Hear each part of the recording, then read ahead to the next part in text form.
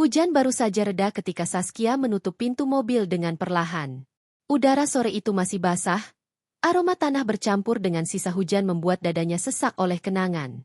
Rumah besar di depannya berdiri megah dengan pilar-pilar putih menjulang, rumah keluarga Dirgantara. Dari luar, rumah itu tampak sempurna, seperti simbol keutuhan keluarga besar yang disegani. Tapi bagi Saskia, rumah itu selalu menghadirkan perasaan aneh antara hormat dan tertekan. Ia merapikan kerudungnya, menarik napas panjang, lalu melangkah masuk. Di balik pintu besar yang berat, suara riuh terdengar. Tawa, percakapan, denting gelas, dan suara sandal beradu dengan lantai marmer. Keluarga besar Dirgantara sudah berkumpul. Seperti biasa, penuh dengan hiruk-pikuk yang melelahkan. "Dir, ayo cepat. Semua orang sudah datang," ucap Saskia pada suaminya yang masih sibuk mematikan mesin mobil. Dirgantara, pria tinggi dengan wajah tenang yang sering membuat orang kagum, hanya mengangguk. "Kamu duluan aja. Aku nyusul." Jawaban itu membuat Saskia menarik sudut bibirnya. Begitulah Dirgantara selalu lambat dalam situasi keluarga, seolah ada jarak antara dirinya dan keramaian di dalam. Tetapi, berbeda dengan Saskia. Begitu ia melangkah masuk, tatapan langsung mengarah kepadanya, seperti sorotan lampu yang menelanjangi setiap gerak tubuh. Saskia sudah datang," seru salah satu sepupu Dirgantara dari ruang tamu. Suaranya riang, tapi Saskia tahu, di balik senyum itu selalu ada tatapan menilai. Apa yang ia kenakan, bagaimana ia berjalan, bahkan cara ia menunduk, semua jadi bahan bisik-bisik. Di ujung ruangan, Bu Mawarni duduk dengan anggun di kursi besar, kursi yang sudah seperti singgasana baginya. Wajahnya tegas, dagunya terangkat, seolah dialah ratu dalam rumah itu. Di sebelahnya, Lydia, adik bungsu Dirgantara, tengah asyik memainkan ponselnya sambil tersenyum sinis begitu Saskia datang. "Kenapa lama sekali, Saskia?" Suara Bu Mawarni terdengar dingin. "Tamu sudah banyak, kamu baru masuk." Saskia menunduk sopan. "Maaf, Bu.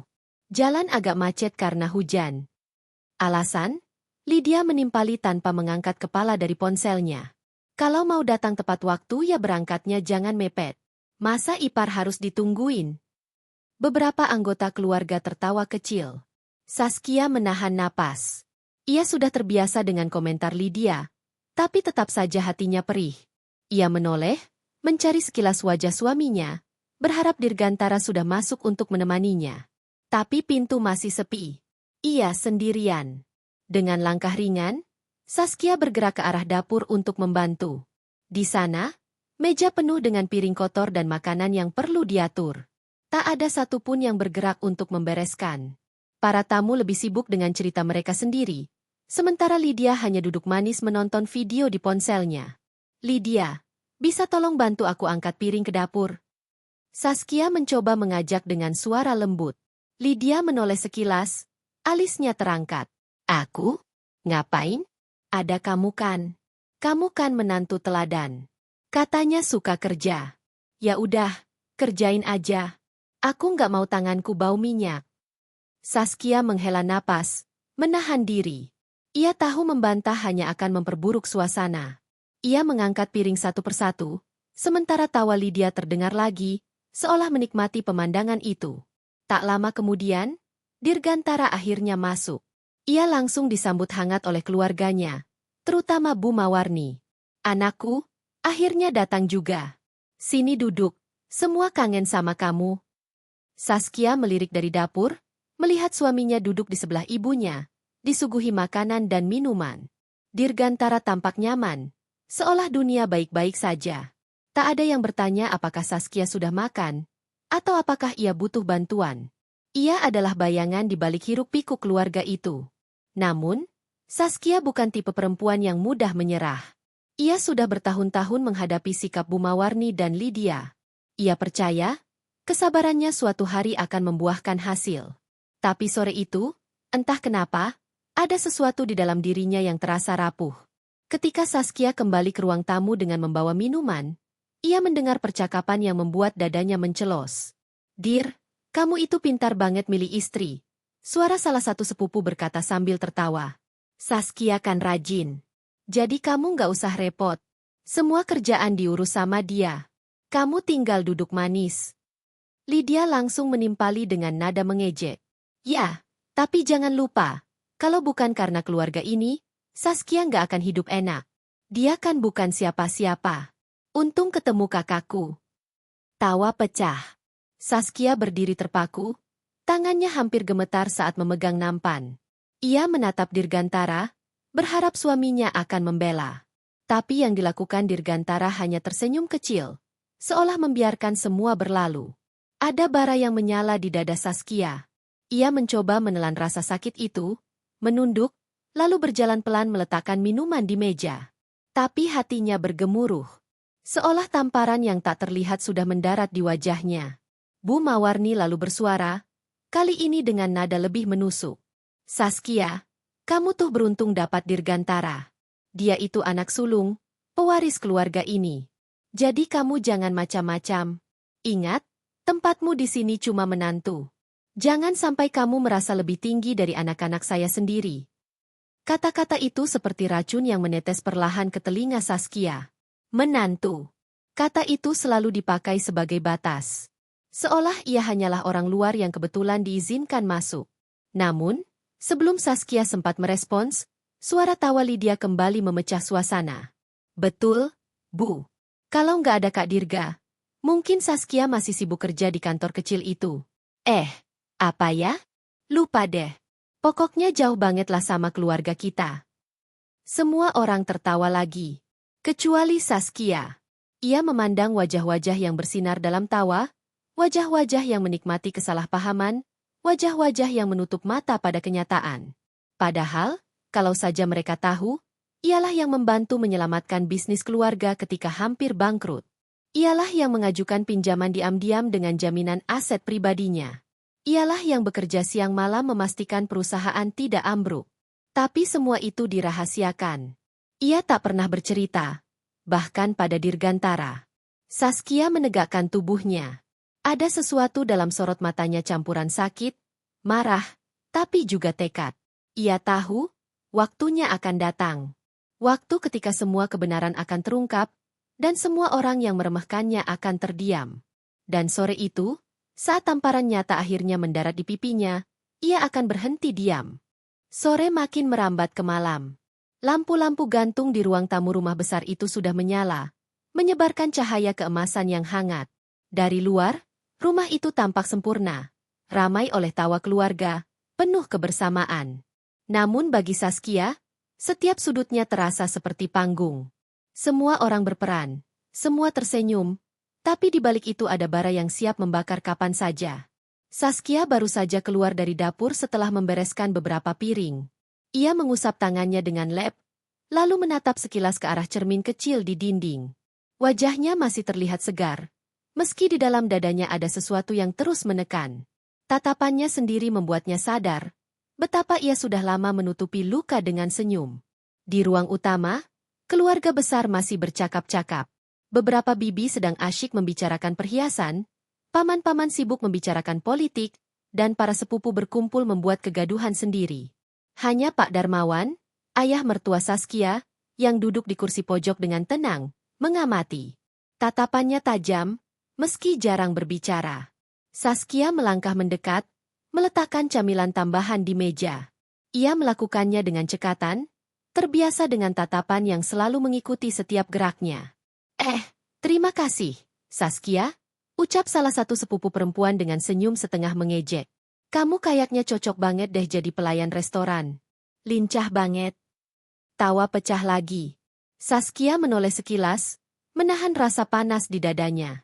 Ia tersenyum tipis, menunduk sopan, lalu melanjutkan pekerjaannya. Jangan gitu, Ra, sahut sepupu lain sambil terkekeh. Kalau jadi pelayan restoran, siapa yang ngurus keluarga ini? Kasihan dong.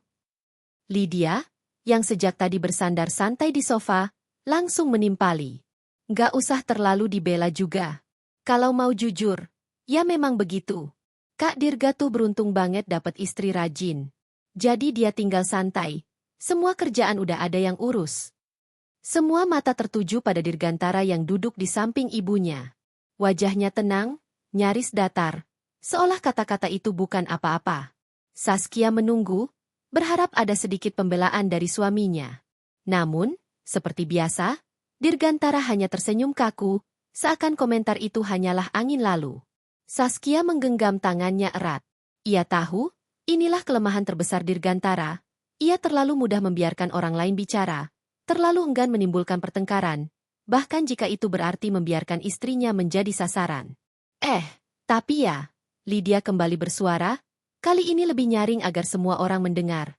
Kalau dipikir-pikir, Kak Dirga tuh bener-bener penyelamat hidup Saskia. Bayangin aja, kalau nggak nikah sama kakakku, entah sekarang kamu lagi kerja apa? Ya, Saska? Masih di kantor kecil itu? Gajinya aja nggak cukup buat beli tas yang aku pakai sekarang. Beberapa orang kembali tertawa. Ada yang hanya tersenyum canggung, tapi tak ada yang berusaha menghentikan Lydia. Saskia berdiri mematung. Kata-kata itu menampar lebih keras daripada tangan siapapun. Ia mencoba mengatur napas, menahan supaya air mata tidak sampai jatuh. Ia tahu, kalau ia menangis, mereka akan menyebutnya cengeng. Kalau ia marah, mereka akan bilang ia kurang ajar pada mertua. Jadi ia memilih diam. Pak Darmawan menatapnya sekilas dari sudut ruangan. Ada sesuatu di mata lelaki tua itu, seperti rasa iba bercampur marah. Tapi, seperti biasa, ia memilih bungkam. Sudah, Lydia, kata Bu Mawarni akhirnya. Tapi nada suaranya tidak membela Saskia, melainkan sekadar menegur manja. Jangan terlalu keras sama kakak iparmu. Dia itu memang begitu, ya biarin aja. Jangan dibandingin sama kamu. Kamu kan beda kelas. Saskia merasakan tubuhnya kaku. Kata-kata itu menusuk lebih dalam. Beda kelas, betapa mudahnya Bu Mawarni mengucapkannya. Seolah Saskia hanyalah orang yang kebetulan beruntung bisa menikah dengan anaknya. Ia menelan ludah, menunduk, lalu kembali ke dapur dengan alasan mengambil makanan tambahan. Di sana, ia berpegangan pada meja, mencoba meredakan gemetar di tangannya. Matanya panas, tapi ia menolak menangis. Belum sekarang. Bukan di depan mereka. Suara langkah masuk terdengar. Dirgantara. Sayang, kamu kenapa? Kok wajahmu pucat? Tanya suaminya. Nada suaranya pelan, seolah takut didengar orang lain. Saskia menoleh, menatap lelaki itu dengan mata yang penuh rasa kecewa. Kamu nggak dengar tadi, Dir? Semua ucapan mereka? Atau kamu pura-pura nggak dengar? Dirgantara menghela napas, lalu mendekat. Aku dengar. Tapi kamu tahu sendiri, kalau diladeni, nanti tambah besar. Biarlah mereka bicara. Biarlah mereka bicara? Saskia hampir tak percaya mendengar jawabannya. Suaranya bergetar. Dir, mereka bukan cuma bicara. Mereka merendahkan aku. Mereka menertawakan aku, seolah aku nggak punya harga diri. Dan kamu cuma diam. Dirgantara menunduk, wajahnya kaku. Aku cuma nggak mau ribut, Saska. Ini acara keluarga. Jangan bikin keributan di depan semua orang. Saskia menatapnya lama, merasakan sebuah jurang menganga di antara mereka. Ada kalanya ia merasa mencintai Dirgantara lebih dari apapun. Tapi saat-saat seperti ini, ia bertanya-tanya, apakah suaminya benar-benar melihat dirinya? Sebelum ia sempat menjawab, suara Lydia terdengar dari ruang tamu, lantang dan nyaring. Kak Saska, lama banget sih? Jangan sampai tamu kehausan karena kamu kelamaan di dapur. Loh? Tawa menyusul sesudahnya. Saskia menarik napas panjang, menegakkan tubuhnya. Baiklah, katanya dingin. Kalau kamu maunya aku diam, aku akan diam. Tapi jangan salahkan aku kalau suatu hari nanti aku nggak bisa diam lagi. Ia melangkah keluar, membawa nampan penuh gelas minuman. Dirgantara hanya bisa menatap punggung istrinya, dengan ekspresi yang sulit dibaca. Ketika Saskia kembali ke ruang tamu, Lydia langsung berseru, akhirnya! Aku kira kamu lagi tidur di dapur. Buruan sini, taruh di meja. Jangan bikin tamu nunggu. Saskia meletakkan gelas dengan tenang. Ia tidak menatap Lydia, tidak pula menanggapi. Namun dalam hatinya, ia tahu bara itu semakin menyala. Pak Darmawan menatap Saskia lama, seperti membaca pikirannya. Dan entah kenapa, Saskia merasa lelaki tua itu tahu Badai besar sebentar lagi akan datang. Malam itu langit benar-benar cerah. Hujan yang tadi sore menyisakan kelembapan di udara. Namun bintang-bintang mulai muncul malu-malu di balik kabut tipis. Dari halaman rumah besar keluarga itu, suara canda dan tawa masih terdengar, mengalir hingga ke jalanan sepi. Rumah besar itu tampak hidup, seolah kebahagiaan selalu ada di dalamnya. Namun, bagi Saskia, suasana yang begitu ramai justru terasa asing. Ia duduk di kursi pojok, membiarkan orang-orang lalu lalang di hadapannya. Gelas-gelas minuman yang baru saja ia hidangkan sudah berpindah ke tangan-tangan para tamu, tapi tak ada yang menoleh untuk sekadar berkata terima kasih. Seperti biasa, dirinya hanya dianggap pelengkap. Ia menatap Dirgantara yang duduk di antara ibunya dan Lydia. Lelaki itu tampak begitu tenang, mendengarkan obrolan tentang bisnis keluarga, sesekali mengangguk atau memberi komentar pendek. Senyum tipis tak pernah lepas dari wajahnya, seakan ia sama sekali tidak menyadari tatapan istrinya dari kejauhan. Saskia tahu, senyum itu hanyalah topeng. Dirgantara terlalu pandai menutupi perasaan, terlalu terbiasa menjadi penengah, terlalu takut membuat keributan. Tetapi bagi Saskia, sikap itu terasa seperti pengkhianatan. Ia tak butuh suami yang selalu menenangkan keadaan, ia butuh suami yang berdiri di sisinya. Saskia, suara Lydia tiba-tiba terdengar lantang, menembus pikirannya. Kamu tadi katanya kerja di kantor kecil sebelum nikah sama Kak Dirga, ya? Beberapa kepala menoleh ke arah mereka. Saskia menatap Lydia yang tersenyum sinis.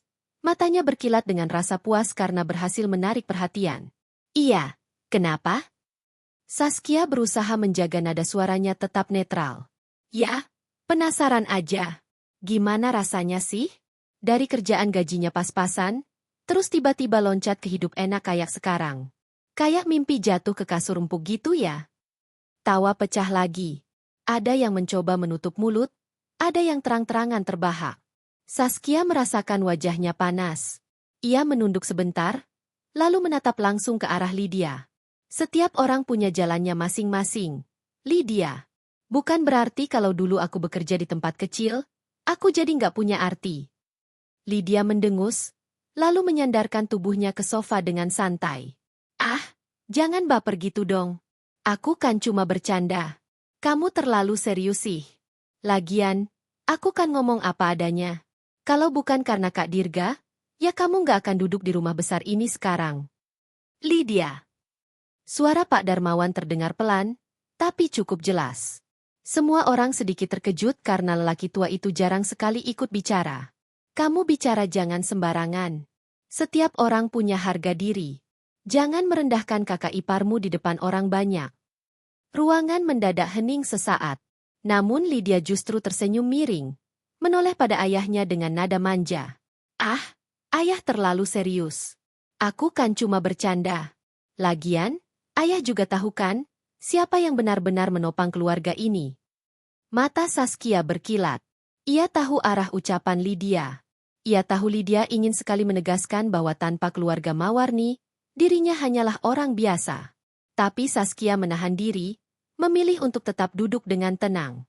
Sayangnya, Lydia tidak berhenti. Ia justru semakin bersemangat melihat wajah Saskia menegang. Oh iya, Lydia kembali bersuara, kali ini lebih keras agar semua orang mendengar. Saska, kamu nggak malu ya? Di rumah ini kayak pembantu? Dari tadi bolak-balik bawa piring, ambil minuman, beresin dapur. Semua orang jadi nyaman, kamu yang repot. Keren sih, tapi, ya, mirip pembantu juga, kan? Beberapa orang menahan tawa, beberapa lainnya menatap canggung. Dirgantara menghela napas, seakan ingin bicara, tapi Bu Mawarni lebih cepat. Sudah. Lydia itu memang ceplas-ceplos.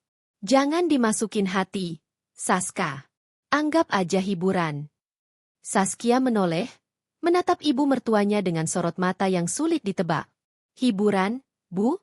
Tanyanya pelan, hampir berbisik. Ya, jawab Bu Mawarni ringan. Kamu jangan terlalu serius.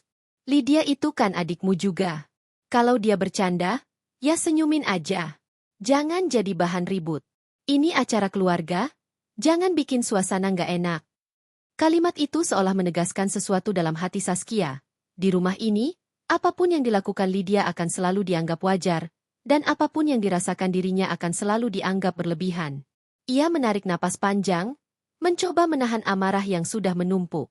Namun tiba-tiba, suara Lydia kembali memotong pikirannya. Kamu tahu nggak, Kak? Aku tuh sering dengar orang bilang, Kak Dirga terlalu baik nikahin kamu. Harusnya Kak Dirga bisa dapat yang lebih-lebih kaya, lebih cantik, lebih, ya, sepadanlah sama keluarga kita. Plah. Saskia baru sadar kalau ia menggenggam gelas terlalu keras hingga isinya tumpah ke meja.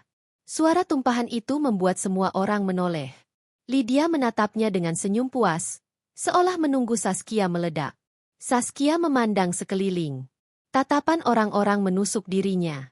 Sebagian terlihat penasaran, sebagian lagi menikmati drama kecil ini.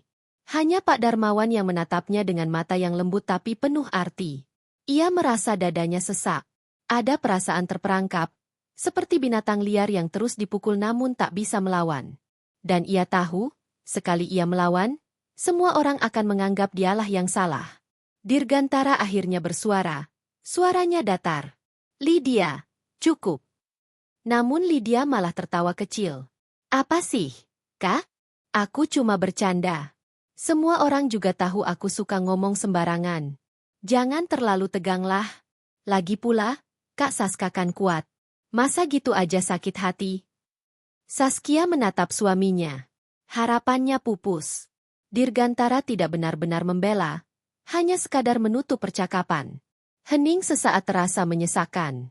Saskia menunduk, lalu berdiri. Saya ke dapur sebentar, katanya lirih. Ia berjalan meninggalkan ruang tamu. Punggungnya tegak, langkahnya mantap, meski hatinya sedang bergetar hebat. Di dapur, ia bersandar pada meja, menutup wajah dengan kedua tangannya. Air matanya akhirnya jatuh, membasahi telapak tangan. Suara tawa Lydia di ruang tamu masih terdengar samar, menusuk telinganya. Di saat itu, untuk pertama kalinya Saskia merasakan sesuatu yang berbeda. Bukan sekadar sedih, bukan sekadar marah. Ada rasa perlawanan yang perlahan tumbuh, rasa yang selama ini ia tekan. Dan ia tahu, sekali perasaan itu lepas, ia tidak akan bisa kembali lagi seperti semula. Saskia menatap wajahnya di cermin dapur. Cahaya lampu putih membuat wajahnya tampak lebih pucat daripada biasanya. Mata itu mata yang dulu selalu memancarkan semangat kini terlihat lelah. Bibirnya bergetar sedikit, seolah ingin mengatakan sesuatu, namun tak ada yang keluar selain hembusan napas berat. Ia meraih sehelai tisu, menghapus sisa air mata yang masih membasahi pipinya. Aku harus kuat, katanya dalam hati. Aku tidak boleh terlihat rapuh di depan mereka. Kalau aku jatuh, mereka akan semakin merendahkanku. Suara langkah mendekat terdengar. Dirgantara muncul di ambang pintu dapur, membawa segelas air. Kamu nggak apa-apa? Tanyanya pelan. Saskia menoleh, menatap suaminya dengan mata yang sulit dibaca. Menurutmu aku terlihat baik-baik saja? Tanyanya balik, nadanya datar. Dirgantara diam sebentar, lalu menyerahkan gelas itu. Minum dulu. Saskia tak mengambilnya. Kamu dengar tadi semua yang Lydia katakan? Kamu tahu betapa menyakitkannya kata-kata itu? Dirgantara menunduk, wajahnya gelisah. Aku dengar. Tapi, aku juga nggak mau suasana jadi ricuh. Ini acara keluarga, Saska. Saskia tersenyum getir. Selalu itu alasanmu, kan? Jangan bikin ricuh, jangan bikin masalah. Jadi aku harus diam, terus-terusan diinjak, biar semua orang nyaman. Dirgantara membuka mulutnya, tapi tak ada kata yang keluar. Ia tahu, apapun jawabannya hanya akan terdengar seperti pembelaan kosong. Saskia menghela napas, lalu melangkah melewati suaminya. Aku nggak bisa terus begini, Dir. Ia kembali ke ruang tamu dengan langkah mantap. Wajahnya sudah kembali tenang, bahkan terlalu tenang. Orang-orang yang melihatnya mungkin mengira ia tidak pernah menangis di dapur beberapa menit lalu. Di ruang tamu, Lydia masih duduk santai di sofa, tertawa kecil dengan sepupu-sepupunya. Begitu melihat Saskia kembali, Lydia langsung berseru lantang, "Nah, akhirnya muncul juga. Aku kira kamu kabur karena malu." Suasana hening sesaat, lalu tawa kecil terdengar lagi dari beberapa orang. Saskia berhenti, menatap Lydia dengan sorot mata dingin. Aku nggak kabur, Lydia. Aku hanya butuh udara sebentar. Lydia menyeringai. Udara? Hah, jangan-jangan kamu nangis ya? Astaga, Kak Saska, kamu tuh gampang banget tersinggung. Padahal aku kan cuma bercanda. Cukup, Lydia. Suara Pak Darmawan kembali terdengar, kali ini lebih tegas. Namun Lydia mengabaikannya. Enggak, ayah. Aku serius, katanya sambil menoleh ke semua orang. Lihat deh, masa? Gara-gara omongan kecil aja, Kak Saska langsung ngambek? Dia kan udah jadi bagian keluarga kita. Harusnya kuat dong. Jangan baper terus. Kalau kayak gini, gimana mau jadi istri Kak Dirga yang pantas? Saskia merasakan darahnya mendidih. Ia menggenggam tangannya erat-erat, mencoba menahan amarah yang sudah diambang batas. Tapi Lydia terus bicara, menusuk, tanpa memberi jeda. Kalau bukan karena Kak Dirga, kamu tuh bukan siapa-siapa. Kak, kamu cuma perempuan biasa, kerja di kantor kecil, gaji pas-pasan. Untung banget Kak Dirga mau sama kamu. Kalau enggak, entah kamu sekarang jadi apa. Saskia melangkah maju, berdiri tepat di depan Lydia. Semua orang menahan napas. Sorot matanya tajam, penuh api yang selama ini ia pendam. Cukup, Lydia, katanya dingin. Aku sudah dengar terlalu banyak dari mulutmu. Lydia tertawa keras, lalu berdiri. Oh, jadi kamu mau melawan sekarang? Hah, lucu sekali.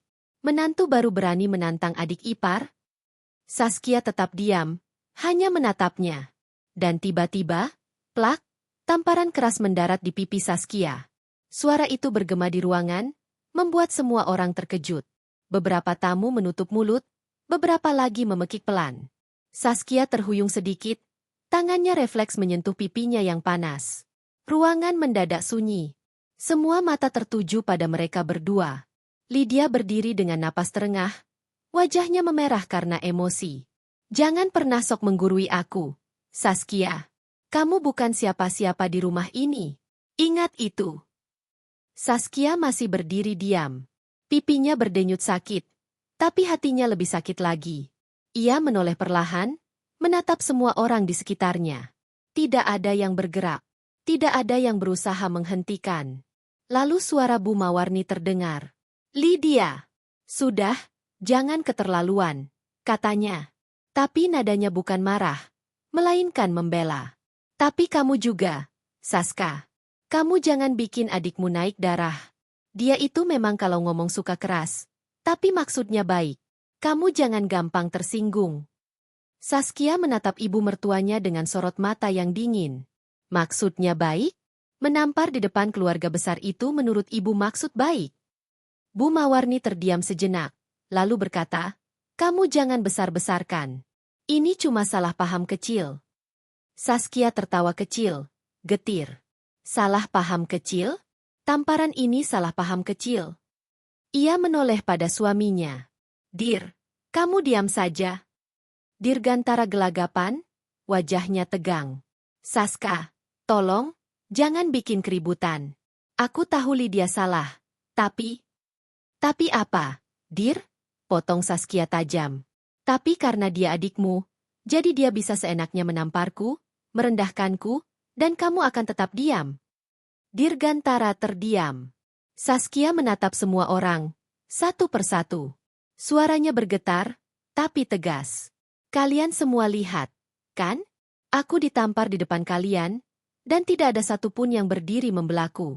Tidak suamiku, tidak mertuaku. Kalian lebih memilih membela Lydia, karena dia darah kalian.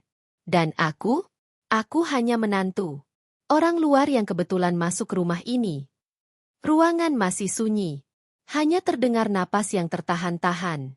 Saskia mengusap pipinya, lalu tersenyum pahit.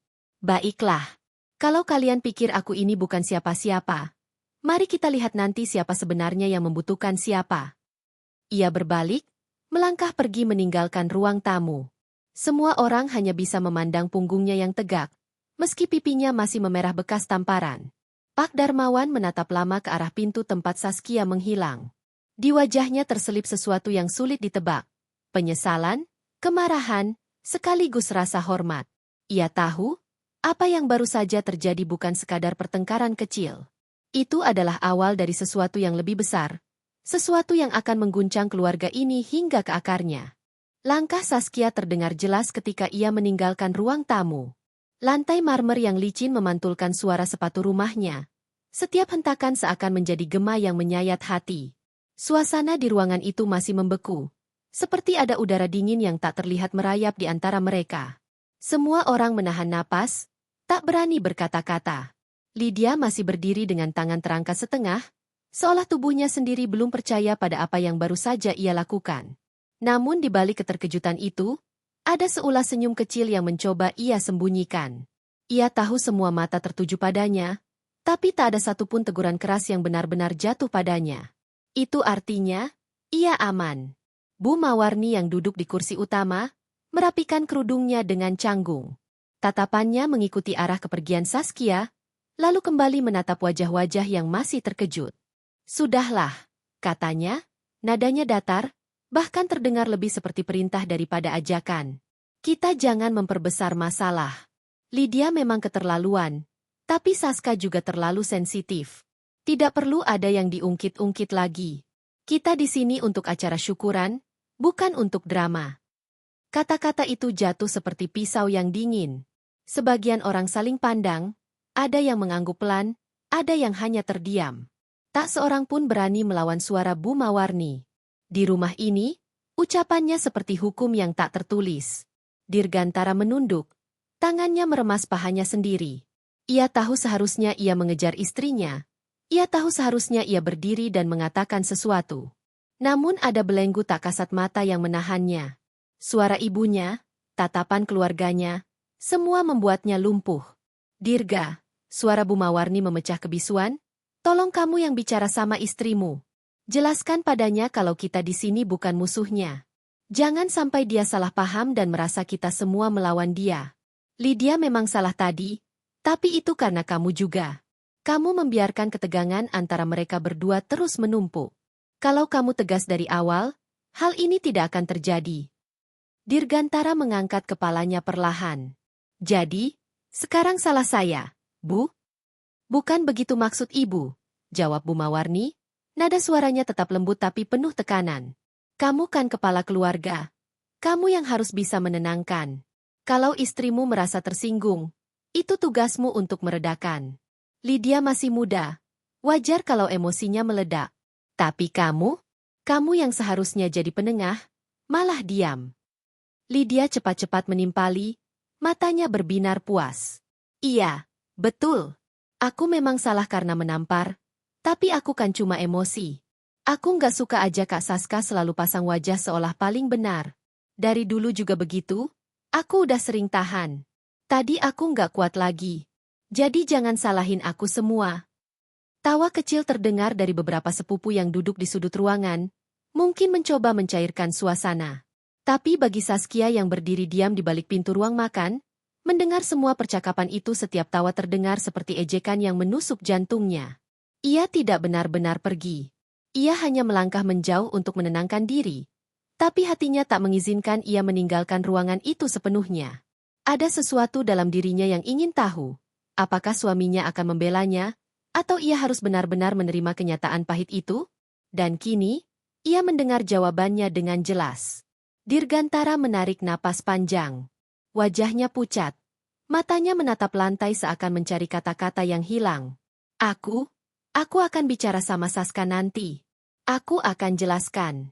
Tapi, Bu, aku harap Lydia juga tahu batas. Lydia langsung berseru. Batas? Aku ini adikmu, Kak.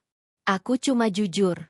Kalau aku bilang Kak Saska itu, ya, nggak sepadan, itu kan kenyataan.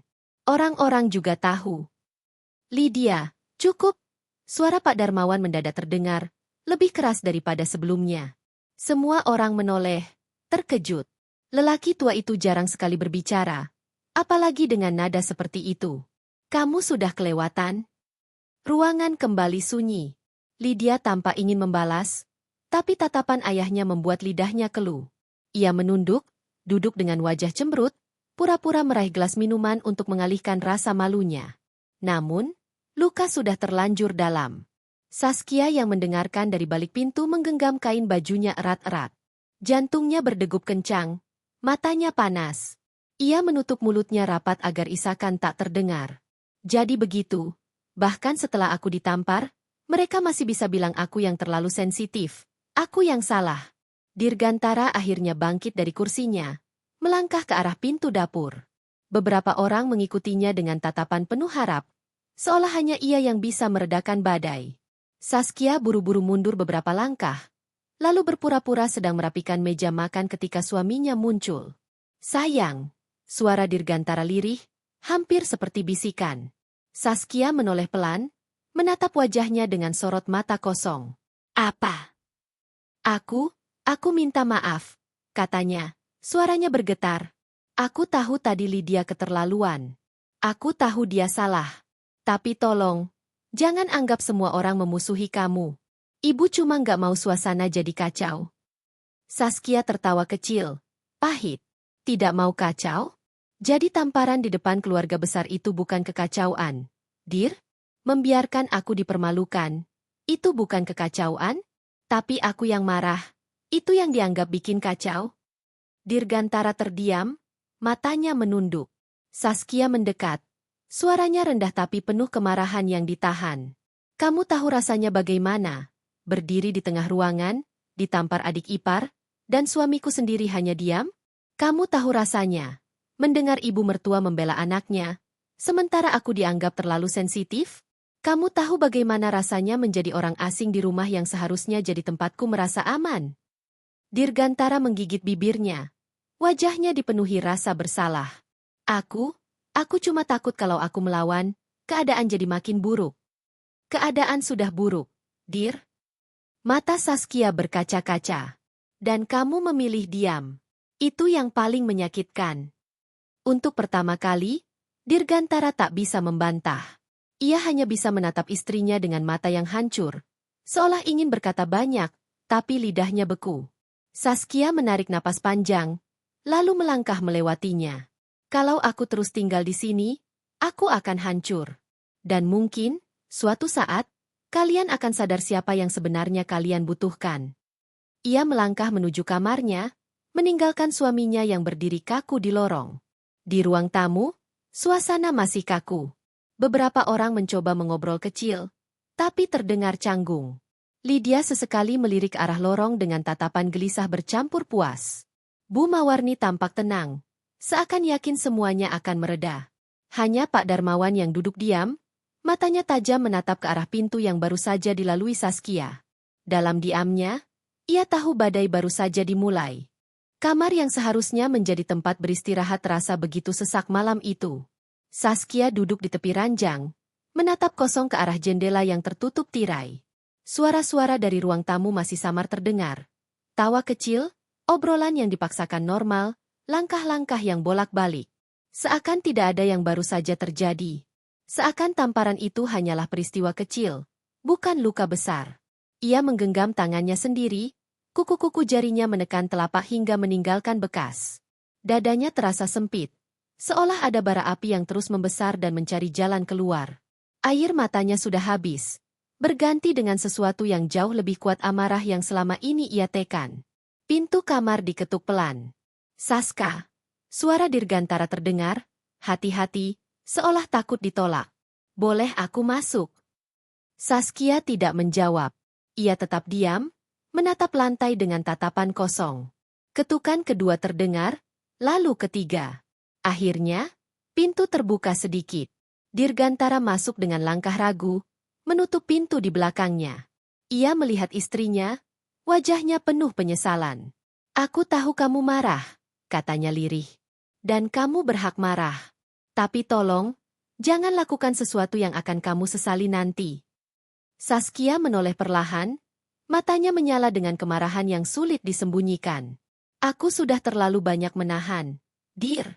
Bertahun-tahun aku diam, demi kamu, demi keluarga ini. Dan lihat hasilnya aku ditampar, dipermalukan, dianggap tidak ada. Bukan begitu maksud mereka. Jangan bela mereka, potong Saskia keras. Suaranya membuat Dirgantara terdiam. Jangan lagi. Aku sudah cukup mendengar alasan, cukup melihatmu memilih diam. Kalau aku terus diam, mereka akan pikir aku tidak punya harga diri. Aku tidak bisa lagi, Dir. Dirgantara menunduk, tak sanggup menatap istrinya. Ia tahu, kali ini tidak ada yang bisa ia katakan. Saskia berdiri, wajahnya pucat tapi sorot matanya tajam. Aku akan bicara. Di depan semua orang. Sayang, jangan. Dirgantara berusaha menahan, tangannya menyentuh lengan istrinya. Namun Saskia menepis dengan tegas. Kalau kamu mau tetap jadi boneka ibumu, silakan. Tapi aku tidak akan lagi jadi boneka. Biar malam ini semua orang tahu siapa sebenarnya yang mereka remehkan. Ia melangkah keluar kamar dengan langkah mantap, membuka pintu yang langsung mengarah ke ruang tamu. Semua kepala menoleh bersamaan. Obrolan yang tadinya dipaksakan normal mendadak terhenti. Saskia berdiri di ambang pintu. Wajahnya tenang tapi penuh wibawa. Pipinya masih menyisakan bekas kemerahan, tapi tatapan matanya menusuk tajam. Aku ingin bicara, katanya. Suaranya cukup keras sehingga terdengar oleh semua orang. Ruangan mendadak hening. Bahkan Lydia yang biasanya cerewet pun terdiam. Saskia melangkah maju, berdiri di tengah ruangan. Semua mata mengikuti gerakannya. Ada rasa canggung, ada rasa takut, tapi juga rasa penasaran. Kalian semua melihat apa yang terjadi tadi. Saskia memulai. Kalian semua melihat bagaimana aku diperlakukan di rumah ini. Dan kalian diam. Ia berhenti sejenak, membiarkan kata-katanya meresap. Aku sudah cukup lama menahan. Tapi sekarang, biarkan aku bicara. Biarkan aku jelaskan. Biar kalian tahu siapa sebenarnya yang kalian anggap bukan siapa-siapa. Lydia tersenyum sinis, mencoba memotong. Kak Saska, jangan lebay deh. Kita semua udah lupa juga soal itu. Nggak usah diperpanjang. Saskia menoleh tajam, suaranya dingin. Diam, Lydia. Kamu sudah terlalu banyak bicara. Sekarang giliran aku. Lydia terbelalak, tidak terbiasa dibungkam seperti itu. Saskia kembali menatap semua orang. Kalian ingat, waktu perusahaan keluarga hampir bangkrut 2 tahun lalu? Waktu semua proyek berhenti, dan utang menumpuk? Kalian pikir siapa yang menyelamatkan itu? Kalian pikir uang dari mana yang menutup sebagian utang agar nama keluarga ini tidak hancur? Suara-suara kecil terdengar, tanda mereka mulai gelisah. Itu dari tabungan aku, lanjut Saskia, suaranya bergetar tapi tegas. Tabungan hasil kerja bertahun-tahun sebelum aku menikah. Aku berikan semuanya tanpa syarat, karena aku pikir, aku sudah menjadi bagian keluarga ini. Aku ingin membantu. Beberapa orang menunduk, malu. Mereka tahu cerita itu. Tapi selama ini selalu dianggap seolah uang itu dari Dirgantara. Saskia tersenyum pahit. Dan waktu Lydia terjerat utang kartu kredit, siapa yang diam-diam melunasi agar nama baik keluarga tidak tercoreng? Siapa yang rela menjual perhiasannya, bahkan tanpa pernah menyebutnya di depan siapapun? Wajah Lydia mendadak pucat. Ia ingin bicara, tapi lidahnya keluh. Semua mata kini menatapnya dengan tatapan terkejut. Ya, itu aku juga. Saskia berkata lirih, tapi cukup terdengar jelas. Aku lakukan bukan karena aku bodoh, tapi karena aku pikir, kita keluarga. Aku pikir dengan berkorban, aku akan dianggap bagian dari kalian. Saskia menarik napas, matanya berkaca-kaca. Dan siapa yang selama ini merawat ayah? Ia menoleh pada Pak Darmawan yang duduk di kursinya. Siapa yang menemani saat beliau sakit? Saat orang lain sibuk dengan urusannya masing-masing? Siapa yang bangun malam, membuatkan teh hangat, menyiapkan obat? Pak Darmawan menunduk, matanya berkaca-kaca. Ia tahu semua itu benar. Saskia kembali menatap seluruh ruangan. Itu aku. Selalu aku. Tapi hari ini, aku ditampar, dipermalukan, dan kalian diam. Bahkan suamiku sendiri diam. Bahkan mertuaku membela anaknya. Suasana ruangan begitu tegang. Tak seorang pun berani bernapas keras-keras. Saskia tersenyum getir. Matanya basah tapi sorotnya tajam. Kalau kalian pikir aku ini bukan siapa-siapa, maka biarlah aku pergi. Dan kita lihat nanti, apakah kalian masih bisa berdiri setegak ini tanpa aku. Kata-kata itu jatuh seperti petir. Semua orang terdiam, wajah-wajah terkejut, beberapa pucat, beberapa mulai menunduk malu. Dirgantara berdiri, wajahnya panik. Saskia, jangan bicara begitu. Saskia menoleh, suaranya tajam. Diam, Dir. Kamu sudah cukup lama diam. Jangan coba-coba menghentikanku sekarang. Dirgantara terdiam, bibirnya bergetar tapi tak ada kata yang keluar. Bu Mawarni mencoba bicara. Suaranya meninggi. Kamu ini kenapa? Saska? Jangan menuduh seolah-olah semua orang jahat padamu. Kami menerima kamu di rumah ini. Saskia langsung menatapnya. Matanya berkilat. Menerima? Dengan cara merendahkanku di depan orang banyak? Dengan cara membiarkan anakmu menamparku? Kalau itu yang kalian sebut menerima, maka aku lebih baik jadi orang asing. Bu Mawarni terdiam. Wajahnya memerah karena malu dan marah sekaligus. Ruangan kembali hening. Tidak ada lagi tawa, tidak ada lagi obrolan. Hanya ada keheningan yang menyesakan, keheningan yang membuat semua orang menyadari satu hal. Saskia bukan lagi perempuan yang bisa mereka injak seenaknya. Ia berdiri tegak, menatap satu persatu wajah di ruangan itu, lalu berbalik, melangkah menuju tangga. Setiap langkahnya bergema, meninggalkan jejak yang tak akan pernah dilupakan oleh siapapun malam itu. Tangga rumah itu berderit pelan di bawah pijakan kaki Saskia. Gaun sederhana yang ia kenakan bergoyang seiring langkah mantapnya. Suasana di bawah masih membeku, seperti ada kabut tebal yang melingkupi ruang tamu. Tak seorang pun berani bergerak. Semua mata hanya bisa mengikuti punggung Saskia yang perlahan menghilang di ujung tangga. Dan setelah pintu kamarnya tertutup, ruangan itu seolah kehilangan udara. Tak ada yang berbicara.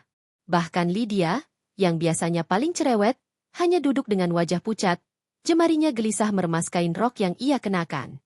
Pak Darmawan menyandarkan tubuhnya ke kursi, matanya terpejam. Napasnya berat, seperti menahan sesuatu yang sudah terlalu lama ia simpan. Sementara Bu Mawarni duduk kaku, wajahnya tegang, mencoba tetap menjaga wibawa meski hatinya sendiri sedang diguncang. Keheningan itu panjang sekali. Sampai-sampai detik jam dinding terdengar begitu jelas.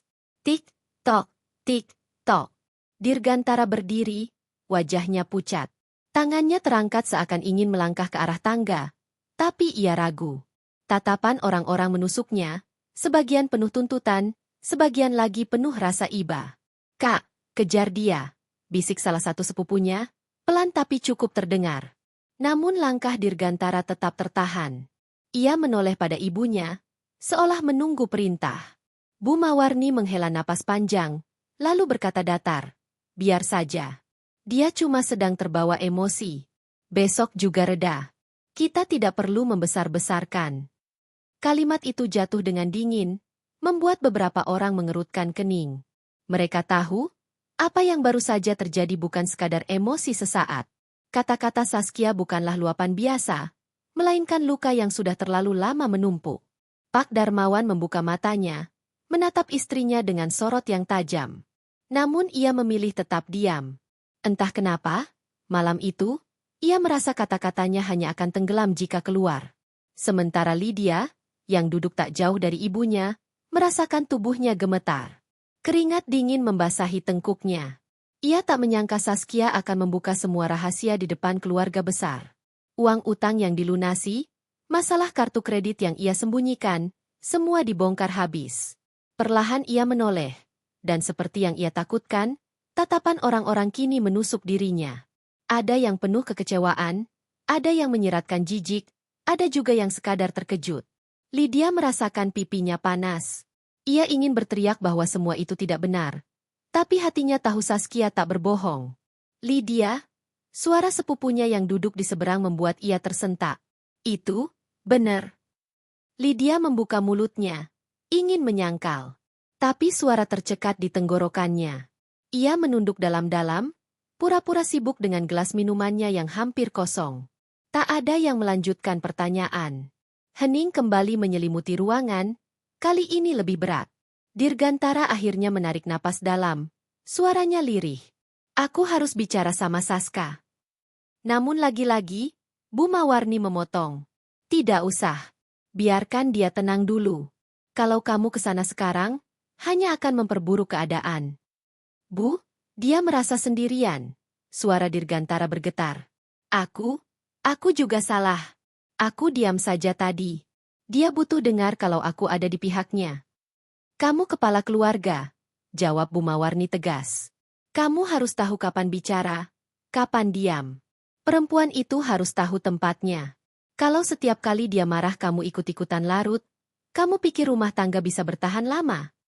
Semua orang terdiam mendengar kalimat itu.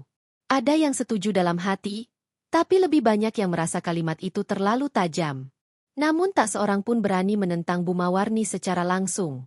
Dirgantara menunduk. Wajahnya semakin pucat. Hatinya diliputi dilema. Ia ingin membela istrinya, tapi belenggu suar ibunya menahan kuat. Pak Darmawan batu kecil. Suaranya serak. Mawarni, jangan terlalu keras. Apa yang dikatakan Saskia tadi, ada benarnya. Bu Mawarni menoleh tajam. Apa maksudmu? Pak Darmawan menatapnya lama, kemudian menggeleng pelan. Sudahlah, aku lelah.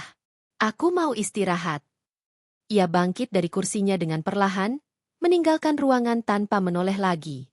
Semua mata mengikuti kepergiannya. Suasana semakin berat. Lydia menggigit bibir, lalu berkata pelan, Kak Dirga, aku minta maaf. Dirgantara menoleh, wajahnya hampa.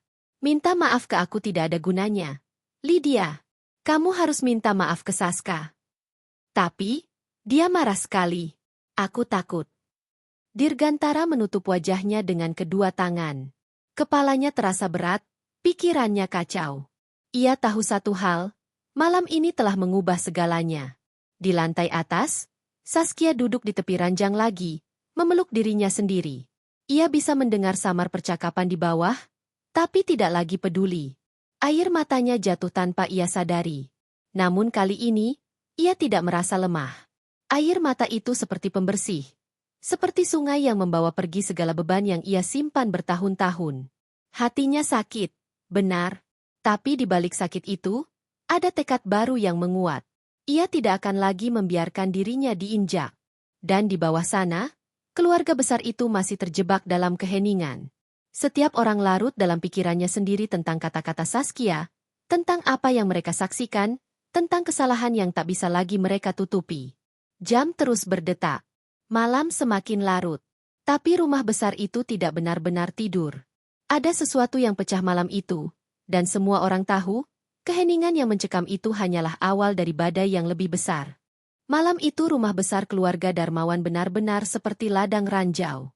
Keheningan mencekam masih menyelimuti ruang tamu, meski sebagian tamu keluarga besar sudah mulai pamit dengan alasan lelah.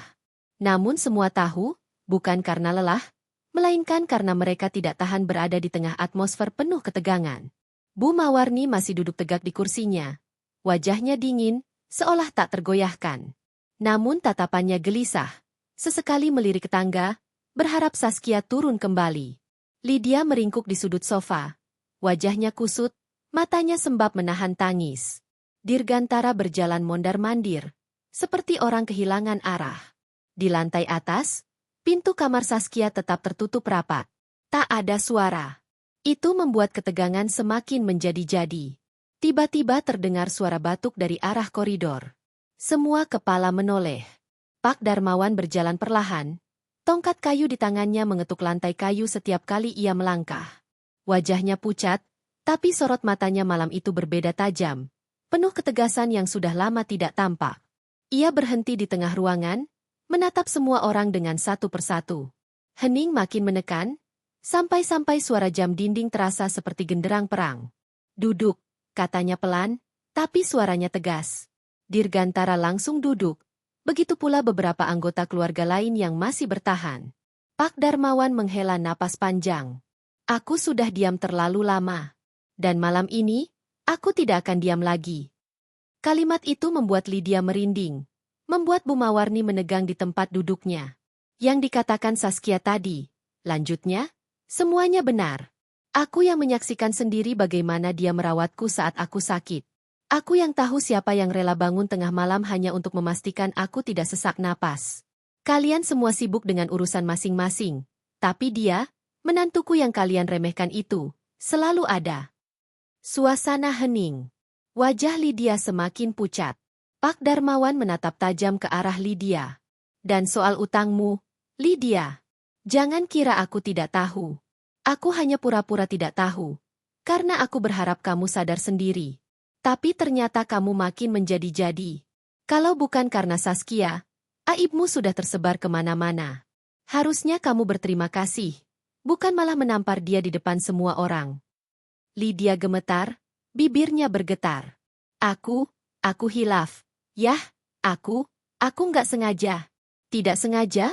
Suara Pak Darmawan meninggi, meski seraknya masih terdengar jelas. Kamu menampar dengan sengaja, Lydia. Semua orang di ruangan ini melihatnya. Itu bukan hilaf. Itu kesombongan. Kamu pikir kamu siapa? Tanpa Saskia, kamu tidak akan bisa duduk di sini dengan kepala tegak. Lydia mulai menangis, bahunya bergetar hebat. Ia menunduk dalam, tak sanggup menatap siapapun. Namun Pak Darmawan belum selesai. Tatapannya kini beralih ke arah istrinya. Dan kamu, Mawarni. Suara itu membuat semua orang menahan napas. Jarang sekali Pak Darmawan menantang istrinya secara langsung, apalagi di depan keluarga besar. Kamu selalu bilang kamu ingin yang terbaik untuk anak-anakmu. Tapi sejak awal, kamu tidak pernah benar-benar menerima Saskia. Kamu selalu mencari kesalahannya, selalu merendahkannya. Kenapa? Karena dia tidak lahir dari keluarga kaya? Karena dia bukan anak pejabat? Karena dia tidak seperti menantu-menantu impianmu? Bu Mawarni terbelalak. Darmawan, jangan bicara sembarangan. Aku hanya ingin menjaga wibawa keluarga ini. Wibawa? Suara Pak Darmawan memotong, tajam seperti pisau. Apa kamu pikir wibawa dibangun dengan merendahkan orang lain? Apa kamu pikir harga diri keluarga ini ditentukan oleh seberapa keras kamu menindas menantumu sendiri? Kalau begitu, aku malu jadi kepala keluarga ini. Ruangan terdiam total. Tak ada yang berani mengeluarkan suara. Pak Darmawan melangkah pelan, berdiri tepat di tengah ruangan, tongkatnya menancap lantai dengan tegas. Dengar baik-baik. Mulai malam ini, aku tidak mau lagi ada yang meremehkan Saskia. Dia bagian dari keluarga ini, dan aku tidak akan diam kalau ada yang berani menyakitinya lagi. Termasuk kamu, Mawarni. Termasuk kamu, Lydia. Bu Mawarni terdiam. Wajahnya memerah karena menahan amarah. Ia tidak terbiasa ditegur seperti itu, apalagi oleh suaminya sendiri. Dirgantara menatap ayahnya dengan mata berkaca-kaca. Ayah. Pak Darmawan menoleh pada putranya, sorot matanya melembut sedikit. Dan kamu, Dirga, suami macam apa kamu ini? Diam saat istrimu dipermalukan? Apa kamu pikir jadi kepala keluarga berarti membiarkan istrimu diinjak? Dirgantara menunduk. Wajahnya penuh rasa bersalah. Aku salah. Yah, aku takut melawan ibu.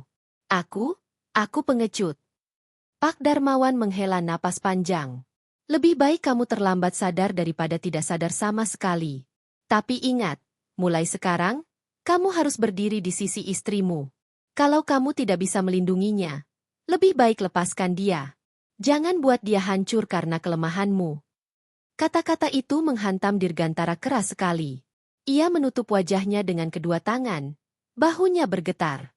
Pak Darmawan kembali menatap semua orang. Kalian semua dengar.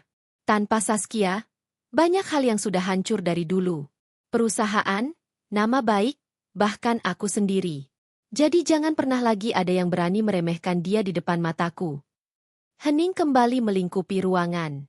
Tapi kali ini bukan hening karena takut, melainkan hening karena semua orang terkejut mendengar ketegasan Pak Darmawan. Ia menatap tangga yang menuju kamar Saskia, lalu berkata lirih, aku yang seharusnya minta maaf pada dia. Karena aku juga ikut diam selama ini. Kemudian, tanpa menunggu jawaban, Pak Darmawan melangkah pelan menuju tangga. Tongkatnya berderap perlahan, tapi setiap ketukannya seperti palu yang menghantam hati semua orang di ruangan itu. Malam itu, semua sadar, keadaan sudah tidak akan pernah sama lagi. Ketukan pelan terdengar di balik pintu kamar. Saskia yang sedang duduk di tepi ranjang menoleh. Jantungnya berdegup keras. Ia mengira itu Dirgantara yang akhirnya datang, atau mungkin Lydia yang terpaksa disuruh meminta maaf. Tapi suara yang keluar membuatnya terdiam. Saska, ini ayah. Suara itu serak, pelan, tapi ada sesuatu yang menggetarkan di dalamnya. Saskia menggenggam erat ujung selimut, ragu harus menjawab atau tidak. Ayah boleh masuk? Tanya suara itu lagi. Saskia menarik napas panjang. Ada bagian dalam dirinya yang ingin tetap membiarkan pintu itu terkunci, sebagai bentuk perlawanan. Namun ada juga bagian lain, bagian yang lelah. Bagian yang merindukan pengakuan tulus dari seseorang dalam keluarga itu. Dengan langkah gontai, ia mendekat, memutar kunci, lalu membuka pintu sedikit. Wajah Pak Darmawan muncul di celah pintu, lelah namun teduh. Saskia membuka pintu lebih lebar, memberi ruang. Pak Darmawan melangkah masuk perlahan. Tongkatnya mengetuk lantai. Ia menatap sekeliling kamar itu, sederhana namun rapi, mencerminkan pemiliknya. Kemudian matanya jatuh pada Saskia. Terima kasih, katanya lirih, lalu duduk di kursi dekat meja rias. Saskia kembali ke ranjang, duduk tegak tapi tegang. Ruangan hening cukup lama. Hanya suara napas mereka yang terdengar, berat dan tidak teratur. Pak Darmawan akhirnya berbicara. Suaranya serak namun jelas. Aku minta maaf, Nak. Saskia terperanjat. Kata-kata itu terlalu asing dari seorang mertua yang selama ini hanya diam, membiarkan segalanya terjadi. Ayah, tidak perlu.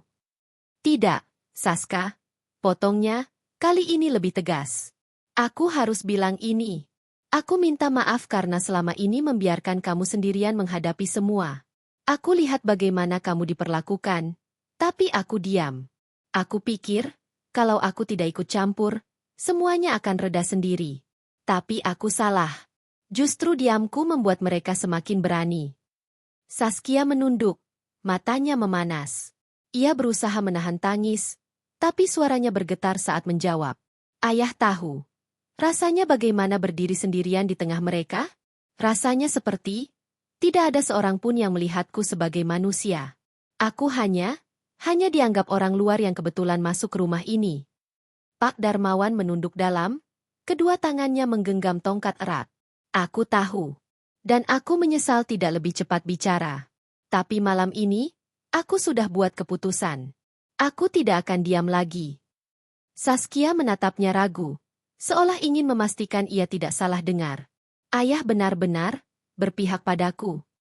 Tatapan mata tua itu menatap langsung ke matanya, penuh ketulusan. Sejak awal aku sudah berpihak padamu, Nak. Hanya saja, aku pengecut. Aku lebih memilih menjaga ketenangan rumah tangga daripada keadilan. Dan sekarang aku sadar, itu salah besar. Air mata Saskia akhirnya jatuh. Ia menutup wajah dengan kedua tangannya. Tubuhnya bergetar. Tangisnya bukan hanya karena sakit, tapi juga karena lega ada seseorang di rumah ini yang akhirnya mengakuinya. Pak Darmawan berdiri pelan, menghampiri ranjang. Dengan tangan gemetar, ia menyentuh bahu Saskia.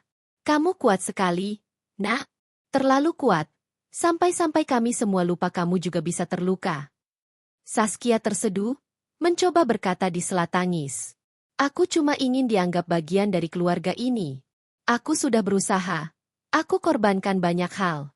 Tapi yang aku dapat hanya hinaan, tamparan, dan diam. Pak Darmawan menarik napas panjang, menahan emosinya sendiri. Mulai malam ini, kamu tidak sendirian lagi. Aku janji. Suasana hening kembali, tapi kali ini berbeda. Hening yang syarat makna, hening yang menenangkan. Setelah beberapa saat, Saskia mengusap air matanya, menoleh pada Pak Darmawan. Ayah, aku lelah. Aku ingin pergi dari rumah ini. Aku sudah tidak sanggup lagi. Ucapan itu membuat dada Pak Darmawan terasa sesak. Ia tahu Saskia serius. Ada ketegasan dalam suaranya, bukan sekadar emosi. Kalau itu yang kamu mau, kata Pak Darmawan pelan, aku tidak akan menahanmu. Tapi sebelum kamu putuskan, beri aku kesempatan sekali saja untuk bicara dengan yang lain. Untuk menegakkan apa yang seharusnya sejak lama kutegakkan. Saskia terdiam, menatap wajah tua itu. Ada sesuatu yang tulus di dalamnya. Sesuatu yang tidak bisa ia abaikan. Beri aku waktu, Nak. Hanya satu kali ini saja. Kalau setelah itu kamu tetap ingin pergi, aku akan dukung kamu. Tapi jangan pergi dalam keadaan seperti ini. Biarkan semua orang tahu siapa kamu sebenarnya. Biarkan mereka sadar, tanpa kamu, rumah ini kosong. Saskia menggigit bibir. Hatinya bimbang. Ia ingin percaya, tapi luka-luka yang ia alami membuatnya takut berharap lagi. Namun tatapan Pak Darmawan yang jujur membuatnya perlahan mengangguk. Baik, Ayah. Aku beri kesempatan. Tapi ini yang terakhir. Aku tidak akan bertahan kalau semuanya kembali seperti semula. Pak Darmawan menepuk pelan bahunya. Matanya berkaca-kaca. Terima kasih, Nak. Kamu jauh lebih kuat dari yang kukira. Malam itu, mereka berdua duduk lama dalam diam, berbagi luka tanpa banyak kata. Hanya ada satu hal yang jelas, esok hari akan menjadi titik balik, entah menuju penyembuhan atau kehancuran. Pagi itu, suasana rumah besar keluarga Darmawan berbeda dari biasanya. Biasanya, setelah malam penuh ketegangan, pagi menghadirkan kesejukan baru. Tapi kali ini, udara terasa berat, seolah dinding-dinding rumah masih menyimpan gema ledakan semalam. Saskia berdiri di depan cermin. Wajahnya tampak pucat tapi tatapannya tegas. Ia sudah memutuskan. Jika hari ini tidak ada perubahan, ia akan pergi. Ia tidak lagi peduli siapa yang menahannya. Keputusan itu bulat, dan hatinya lebih tenang daripada yang ia duga. Di lantai bawah, keluarga besar sudah berkumpul. Pak Darmawan duduk di kursi utama, lebih tegak dari biasanya. Sorot matanya tajam, membuat semua orang enggan bersuara sembarangan. Bu Mawarni duduk di sebelahnya. Wajahnya dingin, jelas masih menyimpan bara yang tak padam. Lydia duduk menunduk, matanya bengkak. Dirgantara mondar-mandir, seperti orang yang dihantui rasa bersalah. Panggil Saskia, kata Pak Darmawan pelan tapi tegas. Dirgantara langsung naik, mengetuk pintu kamar. Saska, ayah minta kamu turun. Semua sudah berkumpul. Ada jeda sesaat. Lalu suara Saskia terdengar, tenang namun penuh wibawa. Baik, aku turun. Beberapa menit kemudian, langkah Saskia terdengar menuruni tangga. Semua kepala menoleh. Perempuan itu berjalan dengan tenang, gaun sederhana melekat di tubuhnya, tapi auranya berbeda, tegas, berwibawa, tak lagi bisa diremehkan. Ia duduk di kursi kosong yang disediakan. Sunyi menyelimuti ruangan. Pak Darmawan membuka suara. Aku kumpulkan kalian semua di sini untuk satu hal. Apa yang terjadi semalam tidak boleh terulang lagi. Dan hari ini, semuanya akan kita selesaikan. Ia menatap Lydia terlebih dahulu. Kamu, Lydia, berdiri. Lydia gemetar, tapi ia menurut. Kamu sudah buat aib besar. Kamu menampar kakak iparmu di depan keluarga besar, padahal dialah yang selama ini menyelamatkanmu dari kehancuran. Kalau kamu masih punya rasa malu, minta maaf sekarang. Dengan tulus. Lydia menangis, lututnya lemas. Ia jatuh berlutut di depan Saskia. Kak Saska, aku minta maaf. Aku salah besar. Aku terlalu egois, terlalu sombong. Aku tidak tahu cara membalas semua kebaikanmu. Aku hanya tahu menyakitimu. Saskia menatapnya lama. Hatinya bergejolak, antara marah dan iba. Tapi akhirnya ia berkata pelan, aku terima permintaan maafmu, Lydia. Tapi jangan pikir aku akan lupa. Luka yang kamu buat tidak mudah sembuh. Tunjukkan dengan sikapmu kalau kamu sungguh berubah, bukan dengan kata-kata. Lydia terisak, mengangguk berkali-kali. Pak Darmawan menoleh ke istrinya. Sekarang giliranmu, Mawarni. Ruangan hening. Semua menahan napas. Bu Mawarni terkejut. Aku? Untuk apa? Untuk minta maaf pada Saskia, jawab Pak Darmawan tegas. Kamu tahu betul sejak awal kamu tidak pernah benar-benar menerima dia. Kamu remehkan, kamu caci, kamu biarkan anakmu melukai dia. Sekarang cukup.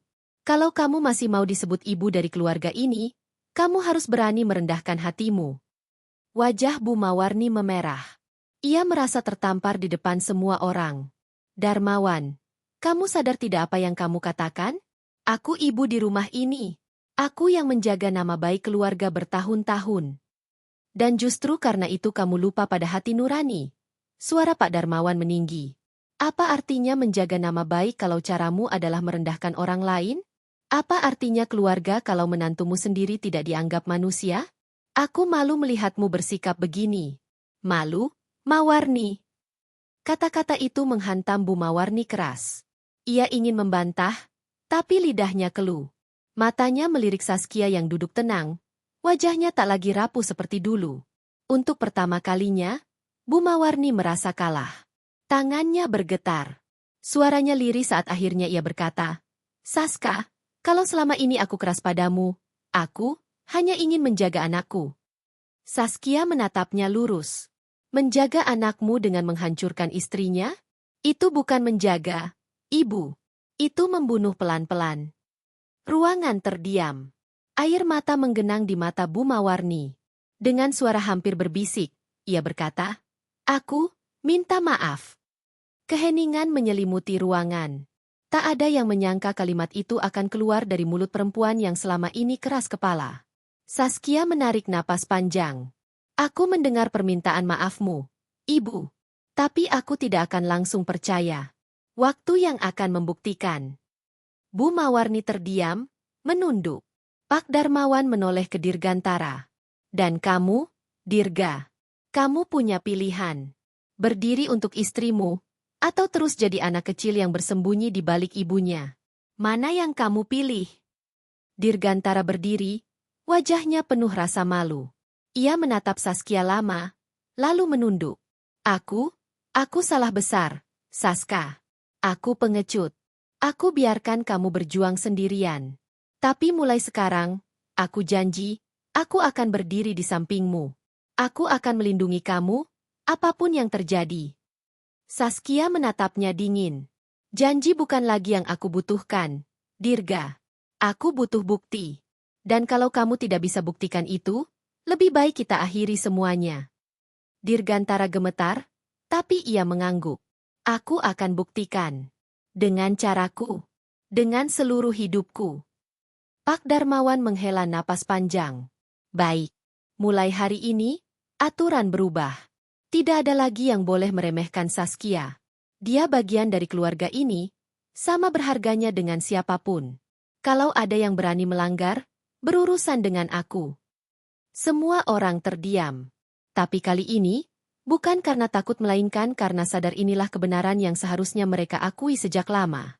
Saskia duduk diam, dadanya terasa sesak tapi juga lega. Untuk pertama kalinya sejak ia masuk rumah ini, ia tidak lagi sendirian. Bukan karena semua sudah benar-benar berubah, tapi karena ada yang berani bersuara untuknya, ada yang akhirnya mengakuinya. Matanya berkaca-kaca. Ia menatap Pak Darmawan, lalu berkata lirih, "Terima kasih, Ayah." Pak Darmawan menoleh padanya, tersenyum tipis. "Seharusnya aku yang berterima kasih, Nak, karena kamu sudah bertahan sejauh ini. Lebih kuat daripada siapapun di rumah ini." Suasana perlahan mencair. Tangis Lydia mereda, Bu Mawarni diam tanpa kata. Dirgantara menatap istrinya dengan tekad baru. Saskia tahu, luka-luka itu tidak akan sembuh sekejap. Tapi ia juga tahu, hari ini adalah titik balik. Ia tidak lagi dianggap orang asing. Ia tidak lagi sendirian. Dan untuk pertama kalinya dalam waktu lama, ia merasa rumah besar itu benar-benar layak disebut rumah. Saskia tidak lagi diremehkan. Mertua dan ipar dipaksa menunduk, suaminya diberi ultimatum, dan posisi Saskia di keluarga akhirnya diakui.